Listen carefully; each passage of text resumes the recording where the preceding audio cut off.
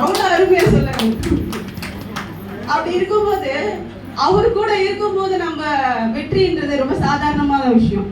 அதே மாதிரி வந்து பாத்தீங்கன்னா ஃபீல்டு ஒர்க்குனா எந்த இடம் இருந்தாலும் என் இடம் தான் முதல் இடம், அதுல என்னுடைய காலத்தடம் தான் ஃபர்ஸ்ட் சொல்லுவார். ஸோ அவரோட வழியில நம்ம வந்துட்டு இருக்கோம். பாத்தீங்கன்னா அவங்க 3 பேருமே லாஸ்ட்ல ரன் வச்சிருக்காங்க, நம்ம எல்லாருமே ரன் பண்ணிட்டே இருக்காங்க.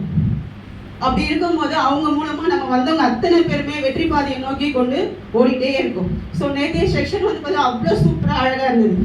இன்னைக்கு காலையில வந்து ஒரு சந்தோஷ் வந்து அவர் என்ன சொன்னார், ஜாம்பவான் ஃப்ரெண்டை கூட அடிச்சு வாடி கூப்பிடலாம் அப்படின்னு சொல்றேன்.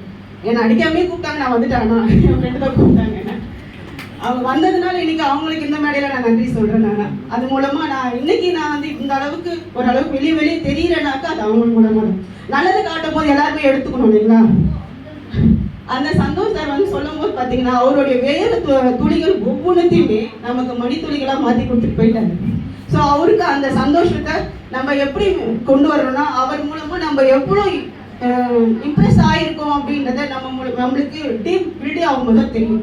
ஸோ அதை அவருக்கு காணிக்கையா நம்ம செலுத்தணும். ரெண்டாவது அந்த சந்தோஷ் சார் வந்து பாத்தீங்கன்னா சந்து பொந்துல இருக்கிற எல்லா தோஷத்தையும் கழிச்சிட்டாரு. இந்த தோஷம் தான் அங்கேஷ ஞானிங்க இருக்கும், அந்த தோஷத்தை கழிச்சாதான் நம்ம போக முடியும் அப்படின்னு போது பாத்தீங்கன்னாக்கா எதையுமே எந்த வாய்ப்புமே யாருக்குமே கொடுக்க கூடாது. ஃபிங்கர் டிப்ஸ்ல அவருடைய கேள்விக்கு பதில் இருந்துச்சு. ஸோ அந்த மாதிரி ஒவ்வொருத்தருமே நம்ம அவரை பின்பற்றி போகும்போது பாத்தீங்கன்னாக்கா ரொம்ப சூப்பரா நம்மளுடைய ஹைலாண்ட் பிசினஸ் நடக்கும். ஜெய் ஹைலாண்ட். தேங்க்யூ.